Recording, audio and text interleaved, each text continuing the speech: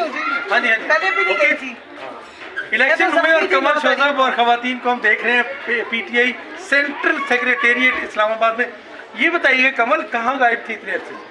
आपके आसपास ही थी जी। नहीं सुना है आप इंडिया बदला हुआ था। कहीं सिंगापुर, बैंकॉक, पता नहीं कहाँ कहाँ, हमने तो सुना था बाहर चली गई है। वो FIA वालों से पूछेंगे एयरपोर्ट से किसको जाने देते हैं और किसको फिर वापस आने देते हैं। मेरा नाम स्टॉप लिस्ट में पहले दिन से है। ऐसे ही कि दरअसल तो आप कमल कैसा लग रहा है आपको? आज तो सेक्रेटेरिएट खुल गया, उसके बाद आप क्या कहेंगी? देखिए जी, अपने मुल्क में हमारा ये हक है कि हम आज़ाद शहरी हैं, आज़ादी हमारा हक है। हमने सियासत इसलिए नहीं की कि हमारे साथ जुल्म और जबर किया जाए, हमारी सियासत के नाम पे टारगेटिंग की जाए, जो कि हुई अनफॉर्चुनेटली। तो 8-10 महीने जो हमने तकलीफ के गुजारे इधर इसी मुल्क में गुजारे हैं, अपने शहरों में ही गुजारे हैं, कभी एक शहर में कभी दूसरे शहर में। उस दास्तान में एक अच्छी बात ये हुई कि मैंने पहले 2-3 थीसिस लिखे, मैं एक और लिखूंगी। और ये पूरी दास्तान जो है वो जमहूरियत की राह में हमने क्या दुख बर्दाश्त किए हैं और जो अभी हमारे लीडर बर्दाश्त कर रहे हैं, ये भी एक डॉक्यूमेंट होगा। आने वाली नस्लों को शायद याद रहे कि हमारी पीछे गुजरी है नस्ल या हमारी जो माएँ बहनें ये सारी हैं, सब ने कितनी तकलीफ़ और जुल्म बर्दाश्त किए। लेकिन हमने ये इंतकामी सियासत की ना पहले कभी हमने कोशिश की है और ना हम आगे करेंगे।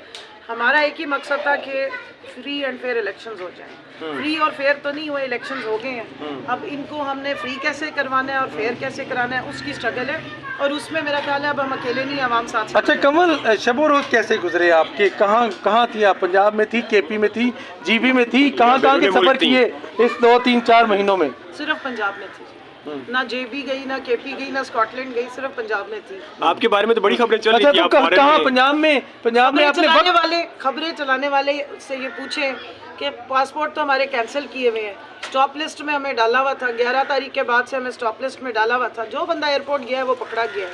तो और मैं तो जख्मी थी, 15 दिन तो मैं उठ ही नहीं सकी थी। जिस तरह कि 9 मई को डी चौक पे पुरअमन हमने एहतजाज करने पे हमें तशद्दुद का निशाना बनाया गया था, लेकिन चलाने वालों ने जो खबरें भी चलाई। किस दिन का इंतजार है अब आपको? किस दिन का इंतजार है? मुझे जी जिस तरह लोगों को चांद देखने के बाद ईद का इंतज़ार है, उसी तरह अब इलेक्शन होने के बाद हमें हुकूमत का इंतज़ार है और अपने लीडर का इंतज़ार है। अपने लीडर का इंतजार है। अच्छा चलो ये बता दीजिएगा कि आप इलेक्शन कुछ लोग जीत गए, कहीं हुकूमत बन रही है PTI की, कहीं नून लीग, कहीं पीपल्स पार्टी बना रही है, यानी मुख्तलिफ मखलूत हुकूमतें बन रही हैं। आप बताइएगा दिल से आपका पैगाम क्या है? देखिए, हुकूमत असल में तो PTI की बनी है, बाकी बनाई जा रही है। तो दिल से मेरा ये पैगाम है कि जो आवाम ने जिनको वोट दिया है, आवाम ने जिसको मैंडेट दिया है, हुकूमत का मतलब ही यही है कि, और जमहूरियत की स्पिरिट ही यही है कि जिसको आवाम वोट देती है हुकूमत उसकी बनती है। ज़बरदस्ती मखलूत या जैसी भी हुकूमत है वो बनाने की या थोपने की अगर आवाम पे कोशिश करेंगे तो हुकूमत तो शायद आप बना लेंगे, लेकिन वो सस्टेन नहीं कर सकेगी। और अब तो जो बाहर बैठे हुए लोग हैं, जो बाहर बैठी हुई हुकूमतें हैं, जो मोस्ट पावरफुल क्वार्टर्स हैं, जिनके लिए लोग कहते थे कि उनको तो हम ना नहीं कर सकते, उन्होंने भी ये मैसेज भेज दिया है कि ऐसी हुकूमत से बातचीत नहीं हो सकेगी जो आवाम की राय से ना बनी हो। क्योंकि जमहूरियत के रास्ते जिस तरीके से ब्लॉक किए गए थे वो आवाम ने ही उनको खोला है अपने वोट की ताकत से। हमारा तो हमेशा पुरअमन यही मैसेज आवाम को भी रहा है कि हमने इंसाफ का रास्ता अपनाना है, हमने आइन और कानून का रास्ता अपनाना है, आइन को मुस्तहकम करना है और आइनी हदूद व क़यूद में रहते हुए अपनी जंग और लड़ाई लड़ी है और वोट की ताकत हमने दिखा दी है। जाते जाते एक बात बता दीजिएगा, आपने रिजर्व सीटों के हवाले से कितनी खवातीन आपके पास हैं जिनको आप मजलिस वाहिदत मुस्लिमीन के साथ शामिल करेंगी? देखिए, हमारे पास तो माशाल्लाह 8000 से ज़्यादा हमारी खवातीन हैं। आप नाम लें, जितनी पार्टियों की लिस्ट है ना सारी हमें दे दे तब भी। मैंने रिजर्व सीट के लिए मैंने बात की थी कि सबको तो नहीं दे सकते ना आप।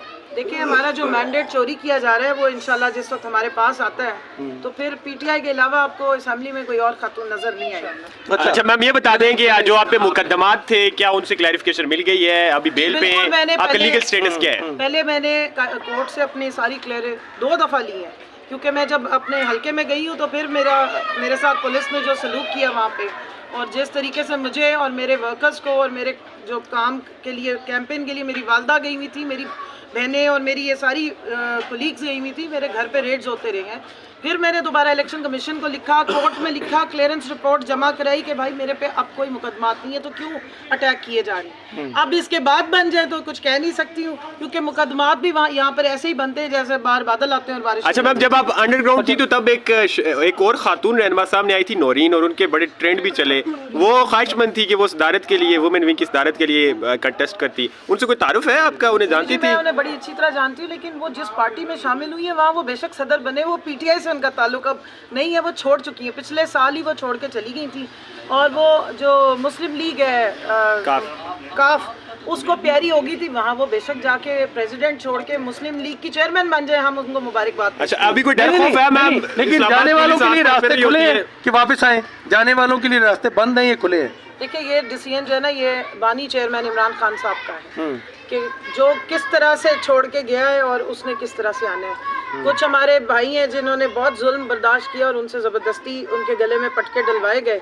और आपके इस फोरम से मैं ज़रूर ये कहूँगी कि देखें, किंग मेकर सिर्फ अल्लाह की ज़ात है। इज़्ज़ो मंतशा व तुज़िल्लो मंतशा। बड़े बड़े कहते थे हमने वज़ीर आज़म बनाया, हमारे हाथ में सारी गेम है। आज वो सियासतों से भी गए हैं, अपनी जो किंग मेकर या जिनके सिर पे चढ़ के पार्टियां बनाई थी उनकी भी उन्होंने मेंबरशिप चेयरमैनशिप छोड़ी है। और जिन बेचारों को ज़बरदस्ती पटके दिलवाए थे उससे भी उन्हें कोई फ़ायदा नहीं हुआ। तो ये इबरत का मकाम है।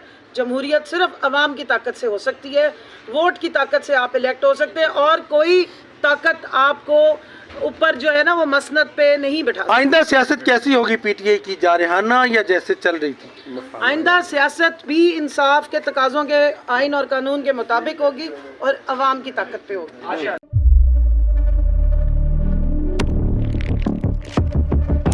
कुदरत की तख्लीक में कोई कमी नहीं,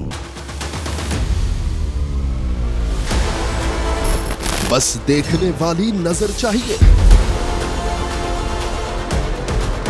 कुदरत के बनाए इस निजाम में कौन है फसादी और कौन कर रहा है हक की मनादी? Absolutely not. कुदरत की सब पर नजर है। मजलूम की आह हो या जालिम पे परवाह, कुदरत की नजर से ओझल नहीं।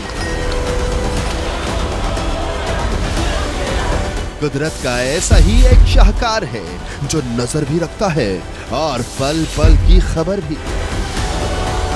बराह रास्त जलसे हो या रखनी हो पाकिस्तान समेत दुनिया भर की खबरों पर नजर, तो अभी सब्सक्राइब करें YouTube पर डेली कुदरत को, या फिर फॉलो करें सोशल मीडिया पर डेली कुदरत को, और रहें हर लम्हा बाखबर।